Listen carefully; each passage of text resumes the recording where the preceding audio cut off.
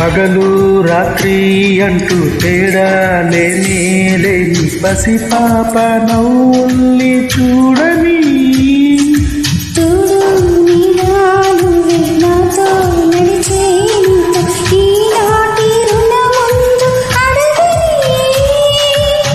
చేదు చేదు కలలన్నీ కరిగితేనే వరదమని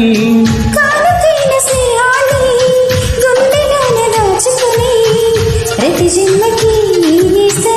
కావాలని